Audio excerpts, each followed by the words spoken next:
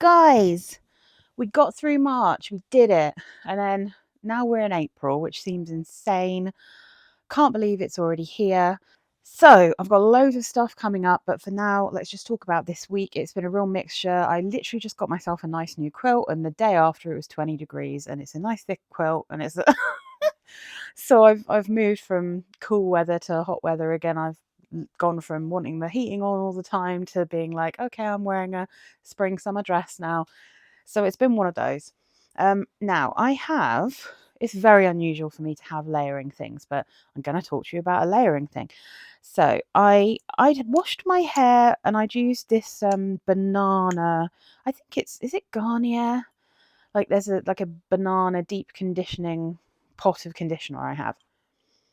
And I just afterwards wanted to wear this, not because it smells particularly banana-y, but because that banana shampoo has a kind of creamy, tangy, almost body lotiony tropical smell to it. So I put Pure Grace on. This is Pop of Sun. This is from Philosophy. I don't think this is one that they have necessarily on their website, but they definitely, you can get this online so easily. So Pure Grace, Pop of Sun. I found the full set of notes for this one. So this is pink pomelo, passion fruit, coconut water, tangerine, matcha, apple blossom, tiger orchid, tonka bean, vanilla, and sandalwood. I don't know whereabouts all these notes are, but it basically just smells, like I said, it's edging towards body lotion, but it has this kind of tanginess from the pomelo and the passion fruit. It's got a creaminess from that coconut. It's got a bitterness that you get from that matcha. And then obviously you have like just that hint of something a bit floral. So although there's vanilla and tonka in here, it's not massively sweet. It's quite fresh. And I put it on and I was thinking to myself, because this was on one of the cold days, I was like, no, it's not quite sweet enough. It's just a little bit sharp and bitter for this weather. I thought, oh, I'd made a mistake. And then I decided to try layering with actual banana perfume. So with Kayali Maui in a bottle, you can see now how dark this is. And that is a really good indication of how sweet this is. So I'm going to put Kayali over here. So Kayali in a bottle is banana and pear in the top, mid notes coconut and jasmine, base notes vanilla and sandalwood. This is a Kayali perfume, so I think there's probably a million more like notes than it lists here. But essentially, I get a lot of the pear and a little bit of the banana. So people describe this as smelling like an underripe or a green banana. I don't get that at all. I just get a, enough of that pear to make the banana smell tangy. I think it does smell like a ripe banana, but because that pear's there and because you've always jasmine, there's always jasmine. So you've got the always in everything jasmine. Which stops the banana smelling too much like a really ripe and sweet banana. But when it dries down, the vanilla is so sweet that I really struggle to wear sweet banana on its own. So Maui in a bottle is one that I was thinking I might get rid of, and I was feeling the same about Pop of Sun. And then I layered them and they were fabulous together. This gave this the sweetness I was missing, and this gives the tangy sharpness, the acidity, and the bitterness that this is missing. So together, they are an absolute dream. And my husband said I smelt really nice in this. You'll see us talking about this because we did film a video, which I just need to get ready, and that will be up very soon.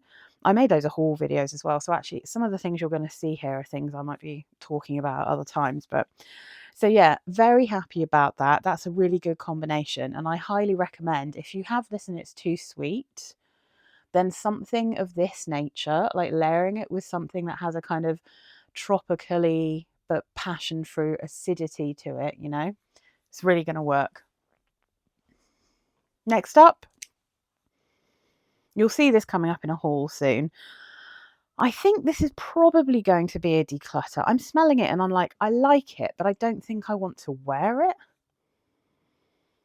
I don't know. I'm retossing it up. Maybe I'll have to try it again in slightly warmer weather because I wore this when I wasn't too warm. This is Victorinox and it's called First Snow. It's kind of hard. It's kind of hard to see what it actually says. Can you see it? It's in silver lettering. It's got this cool red at the bottom because it is that Swiss Army brand, and it's got this strange, slightly grey. I mean, I guess it's supposed to look a bit like snow, right? But it's really cool. Um, People describe this as a green vanilla, but I don't really get. I mean, I get sweetness from this, but I don't get vanilla sweetness from this perfume. I get much more of a tonka sweetness from this than I do vanilla. That might just be my nose and my skin, but I think sometimes when people say green vanilla, they're just talking about anything that is kind of green and sweet. Because if I'm honest, I get the same with Colette from what's it called? From Toka. And that one I think is compared to Byredo's Gypsy Water, but I think Gypsy Water is more vanillic. I think there's a more obvious vanilla there.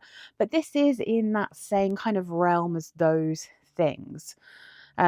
So first Snow by Victorinox is top notes of eucalyptus and white tea, the mid notes of vanilla and orange blossom, and the base notes of white musk and tonka.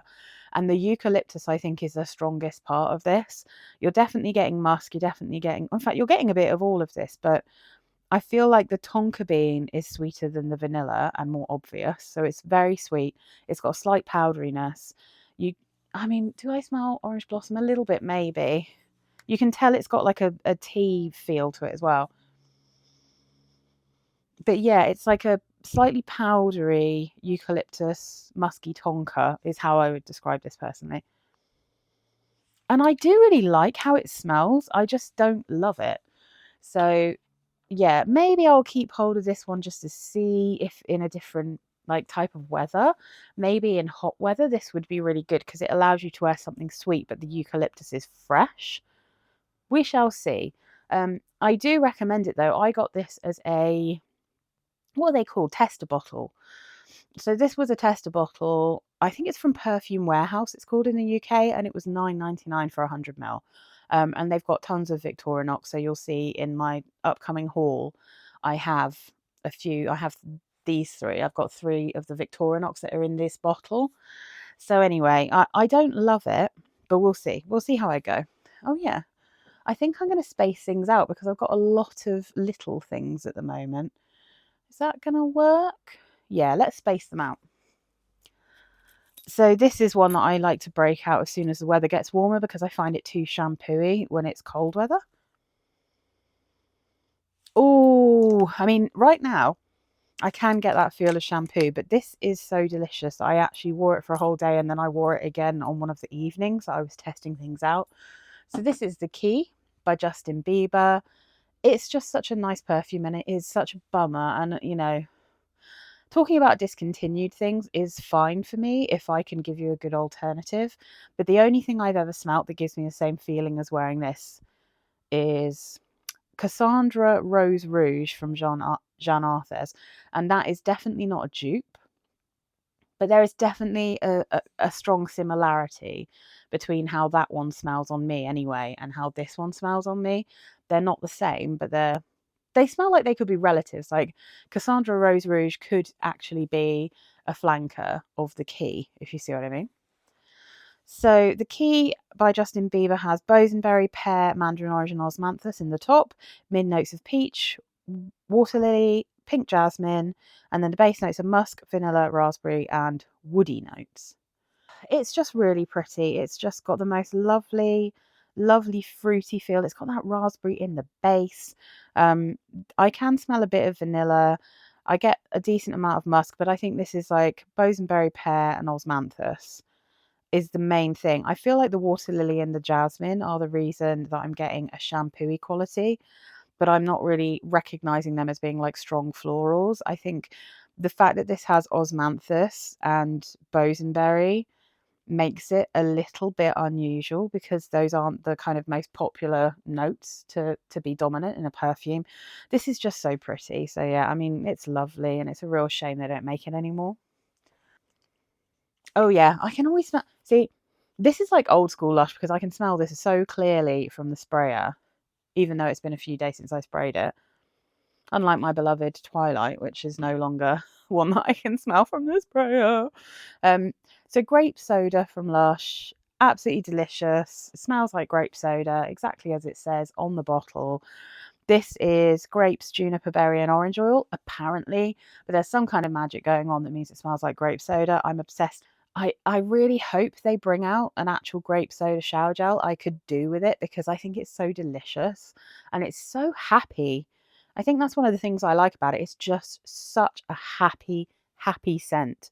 So anyway, I don't need to say much more about that because it's just absolutely lush. And I don't even know if they make it anymore, but if they don't, they're insane and they need to bring it back. Now, you will have seen this if you watched my favourite of the month, because I wore this. I either wore this on the last day of March or I wore it at the weekend. I can't remember which. But it's my favourite rose perfume. It's kind of what I always was looking for in a rose. When I first started my challenge, Freudian slip. When I first started my channel, I was looking for my perfect rose perfume. And then just before my wedding, I thought to myself, you know what? I think I already had my perfect rose. I already found my perfect rose, and it was my signature scent for a little while, and I'm going to bring it back so I can take it away with me for the week of our wedding celebrations. So, John Charles Brosseau Fleur d'Ombre Rose. It's just a perfect fruity rose for me. It's so delicate and fun, and it smells like the colour would suggest it would. It's pink, pink, pink. It's definitely one of the things, if I ever had got round to making a Barbie perfume video, this would have been in that video. So this is rhubarb, tangerine, blackcurrant, apple, orange, melon, grapefruit and bergamot in the top. Oh yeah. Mid notes of rose, peach, freesia, mango, jasmine. Base notes of orris root, musk, sandalwood, vetiver and amber. It's absolutely scrumptious. It makes me feel very feminine, very pretty. It's perfect for spring and summer. It's light, it's playful, it's not a screechy rose, it's not an old-fashioned rose, it's a really modern smelling rose, and the fruits are delicious, but it's not too syrupy, so it's not too sweet. And I will say what I always say, it smells like pink roses and pink jelly babies. Like, that's kind of what it smells like to me. I just love it. So I love that perfume. Now then, we've got, oh yeah, of course. So this, I wanted to see if this was any good. This is a generic perfume. So when I ordered my Donna Aqua perfume oil from generic, I thought just to make it worth actually paying the amount of what's it called, postage that it costs to get things from generic to the UK, I got two other perfume oils. One of them was Jasmine's Marzipan, the Lancome perfume dupe, and one of them was Ylang in Gold. I'm not entirely sure why I went for Ylang in Gold, because I have a Ylang in Gold. I'll show it to you now. There it is. I have Ylang in Gold, a little sample of it. But I wanted to compare them. I just decided as I had some time I would compare them. And I have to say, I don't think they've nailed it here.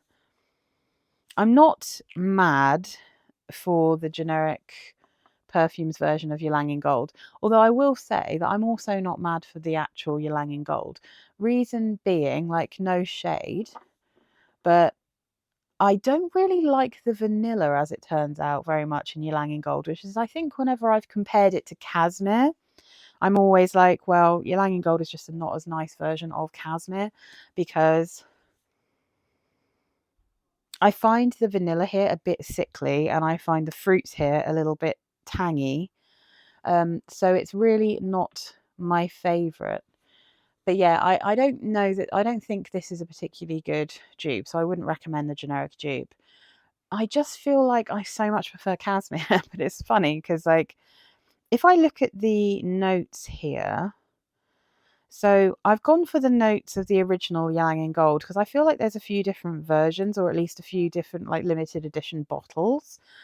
And I don't know how different those would smell to each other, but when I look at the notes for the original, it smells very much like this, which is the one from the white bottle with the gold flecks. It's from Small Aromas.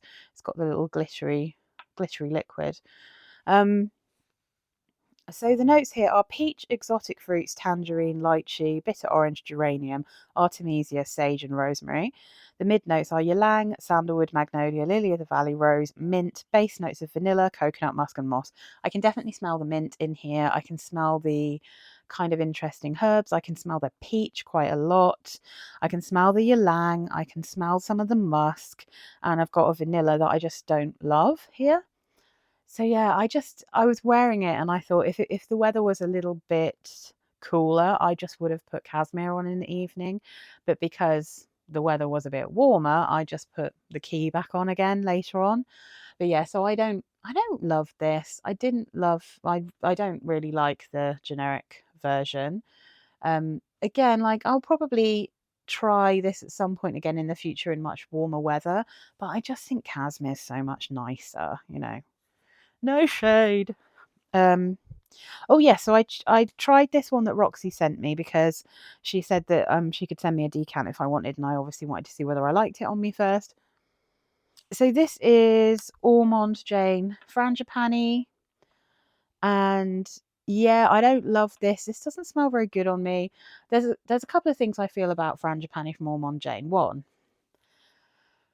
I can smell the DNA from the Ormond Jayne woman. So I think it's the same aroma chemicals that the guy from Molecule 04, who does the eccentric molecules, I think he always uses the same kind of materials, which makes sense. It's obviously his signature, but I can really get that in this one.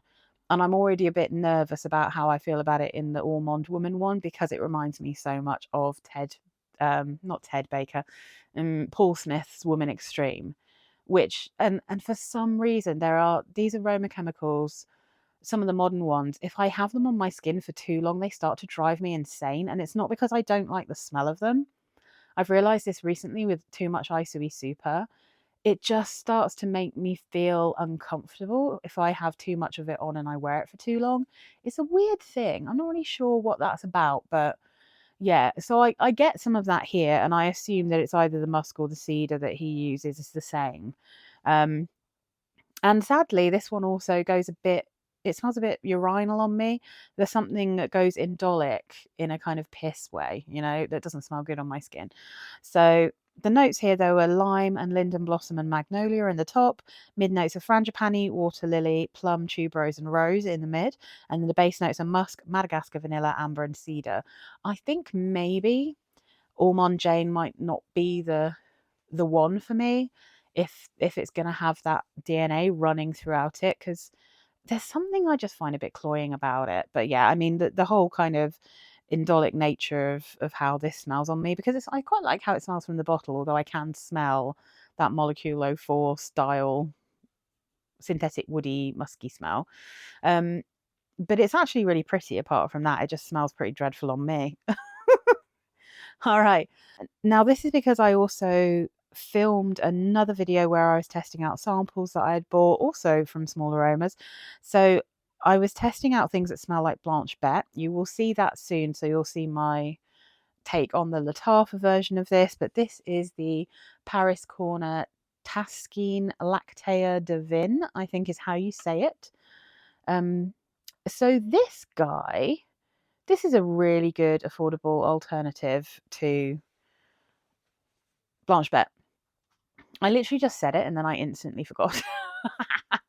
Anyway, so Blanche Bete is one of those things that I thought was pretty when because I have a sample of the real thing as well. I do think this one's quite similar. Um, so I tested it out and I was like, I don't really understand why people are completely losing their mind over this perfume, because I'm not really getting a gourmand edge from it. It doesn't smell particularly creamy to me.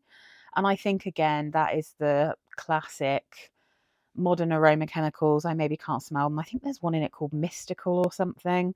But the notes for this one that are listed are incense and cacao in the top, mid notes of tuberose and jasmine, base notes of milk, vanilla, and tonka bean.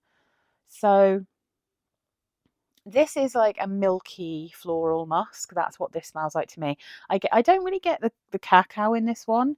I get it more in Blanche Bete, but I do get the incense here, and it does have a slightly gentle leathery smell.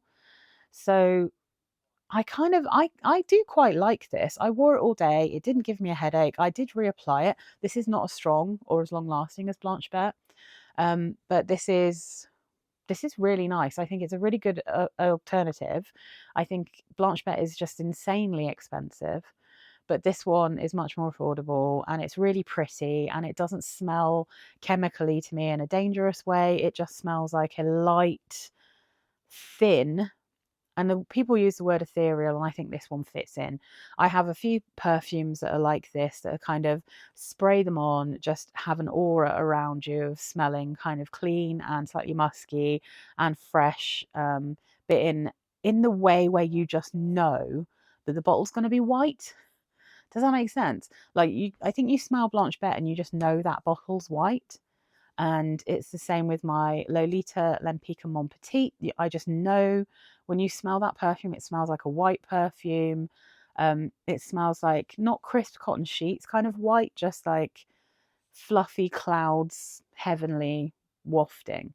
And the same with the Jean Arthes Almondier, whatever that perfume's called. I can never remember the full name. So I just have a few things that I think are a bit ethereal, and this is one of them. I did quite enjoy wearing this. I'm not sure whether I enjoyed wearing it so much I'd want a full bottle, but that is still to be seen. I've only ever worn it indoors. Maybe I should try wearing it out of the house and see how I get on with it, because I do think it could be quite an easy throw. Yeah, we'll see how I get on with this one. I do like it. I would totally recommend it. If you like Blanche Bete, or if you just want to know what Blanche Bete kind of smells like and you don't want to spend loads of money, then Paris Corner. What's it called again? Taskeen Lactea Divina. It's nice. By Paris Corner. It's just really nice. So yeah. All right, guys. I think that's everything for now. I'm going to go and relax. All right, guys. Let me know what you've been wearing. Let me know if you've got any of these. Thanks so much for watching. Please do consider subscribing. I think we aren't that far from hitting 3,000 subscribers, which is just amazing. So anyway, thanks again, and I'll see you next week. All right. Bye, guys.